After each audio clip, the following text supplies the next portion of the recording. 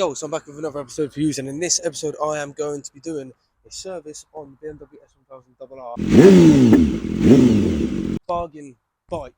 If you don't know how much it cost me and you want to know, please put it in the comments down below. But let's get straight into this.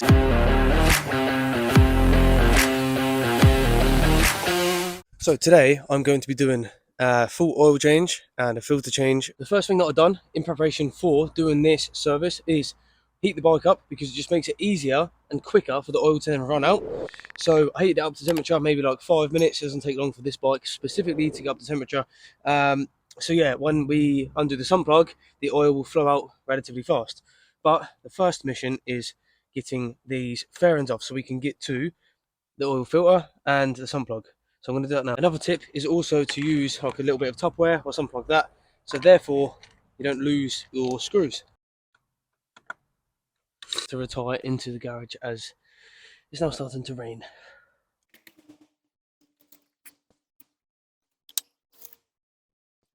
Yo, so annoyingly, my mic did actually die, but we are now back in the garage and we're going to get this side fairing off. It's the left panel fairing, bottom side, that you need to take off to get to both the filter and the sun plug, which is pretty handy. You don't have to take off both sides. So there we are, both off now. And I'm just saying here, to use gloves, it's not manly or clever. You just end up absolutely ruining your hands, because no matter how clean you try and be, you always end up getting crap in your hands. And also get a little tub like I have here, where you're going to catch all the oil and then where you can pour it out. Yeah, so just slide that right underneath where the sun plug is. You can see I've got the sun plug, loosened it off. Now I'm going to get it by hand and hopefully get it all into this tub without spilling loads. There, boom. Now it's pouring out because it's still warm. It makes it easier for the oil to flow out. It literally only took about 20 seconds. Inspect your sun plug as well. The magnetic thing shouldn't have collected so much oil, and also don't do what I've done and just pour oil all over your garage floor whilst doing so, because that's very stupid. Now I transferred it into one of these because I have a neighbour that actually has a really good agreement with me. Every time I do an oil change, he actually comes and he takes the used oil, because he actually uses it with his fence, so it makes it like water resistant, so I don't actually have to go through the rigmarole of actually disposing of the oil, which is the annoying thing that you normally have to do. So now I've got the ratchet, because normally you can just pull these off by hand, the filters. They're only meant to be hand tight, but I have to use this little tool because over time, if it hasn't been done for a while, they sort of seize on, or a lot of the time people over tighten them on because they get all worried that it's going to loosen off, when realistically you should only have to do it by hand. So now I've got that off cracked. You can see I've got my tub underneath again collecting that oil residue, and it is sort of going on to the exhaust, but I'll show you how I clean that off a little while later. Now I should be able to just spin that off by hand completely. There it is. The old oil filter is now off, and just give that a quick inspect whilst you're there to see the quality of that, just as you did with the sun plug, because you don't want any metal and stuff like that. Whereas this one didn't actually look too bad. Even the oil that came out didn't really look too bad. And boom, here is the new oil filter, which is K&N, because K&N is like the top brand for oil filters and air filters, as people probably already know. But just make sure that you've got the correct part number before you try and put it on, because you don't want to cross thread anything. But yeah, a good fresh K&N oil filter is probably going to be top of the game. And as you can see with this one here, it actually has a socket on the top there, so you don't actually have to get a specialised tool, which I used, like this, because that tool basically works by clamping onto the oil filter and twisting it off as you're doing it. But normally with a motorbike, they're in very small spaces. Lucky I was able to get this one in there, but with the K&N and the socket on there, it makes it a lot easier to get into a small space, just to spin it off when it has got seized.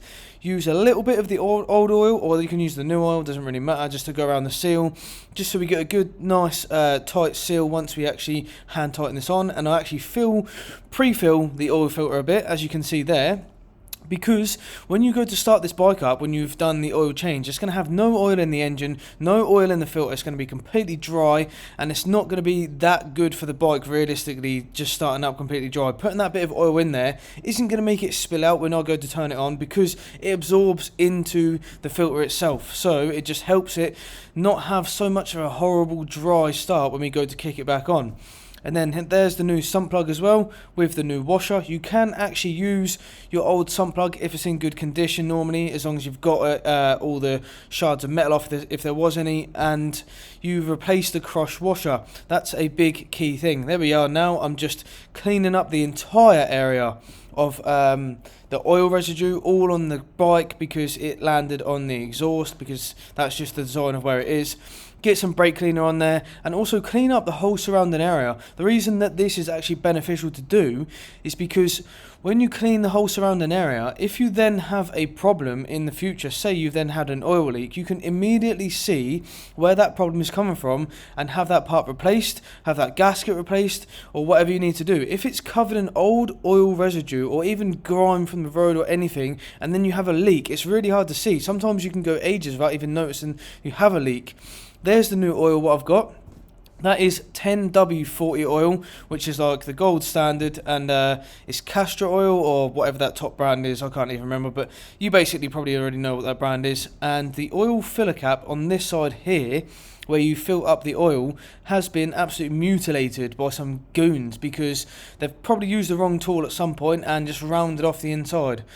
But luckily, I have a screwdriver, and I'm going to try and use the screwdriver to fit in there in the star shape or whatever is left of the star shape, and basically use that to undo it.